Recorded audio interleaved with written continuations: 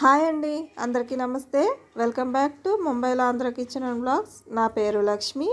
ఈరోజు నేను తయారు చేయబోతున్న రెసిపీ వచ్చి ఇంట్లో ఉండే వాటితోటి సింపుల్గా కారంగా బియ్యం పిండి జంతికలండి. దీన్ని మురుకులు కూడా అంటారు. నేను చెప్పినట్టు కనుక చేశారనుకోండి, క్రిస్పీగా గుల్లగా చాలా టేస్టీగా కూడా వస్తాయండి. మరి అది ఎలా ప్రిపేర్ చేయాలో చూసేయండి. మరి దానికోసం ముందుగా 4 పచ్చిమిరపకాయలు, 2 ఇంచుల అల్లము తీసుకోవాలి. మిక్సీ గిన్నెలో వేసుకొని కొద్దిగా వాటర్ వేసుకొని పేస్ట్ అయితే తయారు చేసుకోవాలండి. అలాగే ఒక బౌల్ తీసుకొని అందులో 3 కప్పుల వరకు బియ్యం పిండి తీసుకోవాలండి. బియ్యం పిండి తీసుకున్న తర్వాత ఒక కప్పు శనగపిండి కూడా తీసుకోవాలి. అలాగే ఒక స్పూన్ అయితే సాల్ట్ వేసుకోవాలి. అలాగే ఒక స్పూను చిల్లీ పౌడర్ వేసుకోవాలి. ఒక స్పూను వామును తీసుకొని చేతితోటి ఇలా నలుపుకొని వేసుకోవాలి. అలాగే మనం తయారు చేసి పెట్టుకున్న పచ్చిమిరపకాయ ఇంకా అల్లం పేస్ట్ ఉంది కదండి, దాన్ని కూడా మొత్తం వేసేసుకోవాలి. అలాగే 3 టేబుల్ స్పూన్ వరకు డాల్డా వేసుకోవాలండి. అదే వనస్పతి. మీకు డాల్డా వద్దనుకుంటే ఆయిల్ అయినా వేసుకోవచ్చు, లేదా నెయ్యి అయినా వేసుకోవచ్చు. మొత్తం వేసుకున్న తర్వాత ఒక స్పూన్ తోటి ముందు అయితే బాగా కలిపేసుకోవాలండి. ఇది బాగా కలిపేసుకున్న తర్వాత స్టవ్ మీద ఒక గిన్నె పెట్టుకొని అందులోని ఒక గ్లాస్ వాటర్ అయితే వేసుకోవాలి. వేసుకొని లైట్గా కొద్దిగా మరిగించుకోవాలి. మరీ గోరువెచ్చగా కాకుండా మరీ ఎక్కువగా కాకుండా లైట్గా అయితే మరిగించుకోవాలండి. మీడియంలోని మరిగించుకొని దాన్ని కొద్దిగా వేసుకుంటూ జంతికల పిండిని అయితే కలిపేసుకోవాలి. మొత్తం ఒకేసారి అయితే వాటర్ వేసుకోవద్దు, కొద్దిగా వేసుకోవాలి. నాకైతే ఇక్కడ కొద్దిగా వాటర్ అయితే ఉండిపోయింది. అందుకనే కొద్దిగా వాటర్ వేసుకుంటూ బాగా కలిపేసుకోవాలి. పిల్లలు స్కూల్ నుంచి వచ్చిన వెంటనే ఏదో ఒకటి తినడానికైతే అడుగుతూ ఉంటారు కదండి. వాళ్ళకి ఇలా తయారు చేసి పెట్టారనుకోండి, చాలా ఇష్టంగా ఎంజాయ్ చేస్తూ తింటారు. ఇక్కడ చూపించిన విధంగా మొత్తం ఇలాగైతే బాగా కలిపేసుకోవాలండి.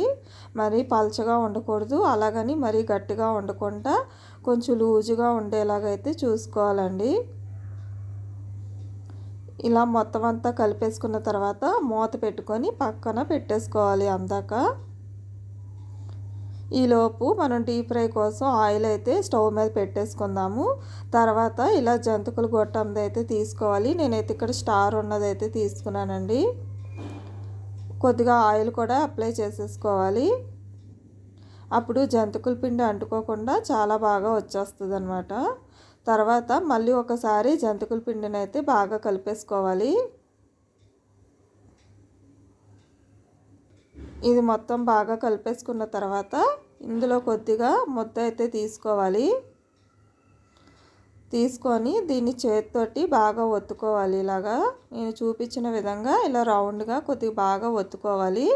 జంతికల గొట్టంలో పెట్టడానికి సరిపడే సైజుని తీసుకోవాలండి.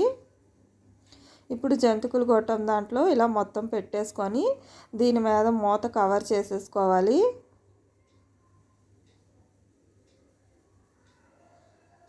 ఇప్పుడు దీన్ని తిప్పుకుంటూ చిన్నదిగా రౌండ్గా తిప్పుకోవాలి. లేదంటే ఒకేసారి పెద్దది తీసుకొని మీరు ఇలా రౌండ్గా తిప్పుకున్నారనుకోండి, అది ముక్కలైపోయే ఛాన్స్ ఉంటుంది అన్నమాట. మధ్యలోనే ముక్కలైపోద్ది. అందుకని ఇలా కొద్దిగా తీసుకుంటూ ఇలా తిప్పుకున్నారనుకోండి, చాలా నీట్గా ఫాస్ట్గా కూడా బాగా వస్తుంది. చూడండి ఎంత బాగా వచ్చిందో. నేను ఇంకోటి అయితే చేసి చూపిస్తున్నాను ఇలా పెద్దది. దీన్ని కూడా సేమ్ ఇలా కొద్దిగా ఇలా రౌండ్గా తిప్పుకుంటూ కొద్దిగా తీసుకోవాలి.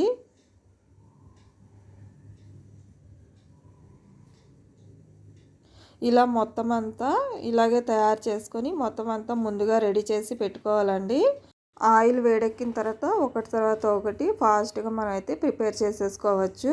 ఇలా నేను తయారు చేసి పెట్టుకున్నాను. ఆయిల్ వేడెక్కిందో లేదో చిన్నది వేసి చూడండి. ఆయిల్ అది మీదకి తేలిందంటే అది మరిగినట్టే.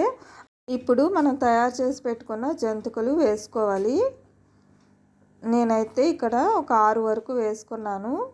వెంటనే కలిపేయకుండా కొద్దిసేపు వేగిన తర్వాత వీటిని తిరగేసుకోవాలండి. ఒక చిన్న గరిటెతోటి అయితే ముందుగా అయితే తిరగేసుకోవాలి. మంటను మీడియం టు లో ఫ్లేమ్ మధ్యలో పెట్టుకోండి. ఎందుకంటే ఇవైతే జంతికలు బాగా వేగుతాయండి. స్టార్టింగ్లోని హై ఫ్లేమ్లోని నూనె బాగా మరిగించుకున్న తర్వాత మనం ఇలా మీడియం టు లో ఫ్లేమ్ మధ్యలో పెట్టుకొని వీటిని బాగా వేగించుకున్నారనుకోండి, చాలా గుల్లగా క్రిస్పీగా చాలా బాగా వస్తాయండి. ఇలా వాటన్నిటిని రెండు వైపులా బాగా వేగేంత వరకు అటు ఇటు తిప్పుకుంటూ వీటిని వేగించుకోవాలి. ఇవి మొత్తం వేగిపోయిన తర్వాత వీటిని ఒక ప్లేట్లో అయితే తీసేసుకోవాలండి. అలాగే మిగిలిన పిండి మొత్తాన్ని ఇలాగే ప్రిపేర్ చేసుకొని మొత్తం వేయించుకొని అయితే తీసేసుకోవాలి. ఇదిగోండి ఎంత బాగా వచ్చాయో, సౌండ్ కూడా చాలా బాగా వస్తుందండి. చాలా బాగా క్రిస్పీగా కరకరలాడుతూ చాలా బాగా ఉన్నాయి. మీరే చూడండి సౌండ్ ఎంత బాగా వస్తుందో. అంతేనండి, ఇలా మొత్తం అంతా ప్రిపేర్ చేసుకొని తీసుకోవాలి. చూసారు కదండి, ఇంట్లో ఉండే వాటితోటి సింపుల్గా కారంగా బియ్యం పిండి జంతికలు అయితే తయారైపోయండి.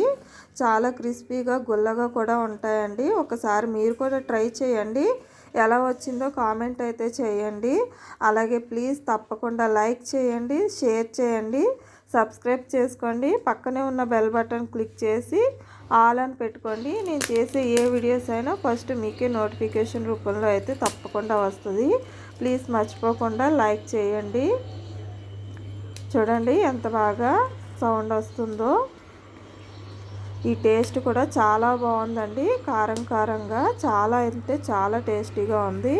మీరు కూడా ఒకసారి ట్రై చేయండి, మీకే తెలుస్తుంది. అలాగే నెక్స్ట్ రెసిపీ తోటి మళ్ళీ కలుస్తాను. బాయ్ అండి.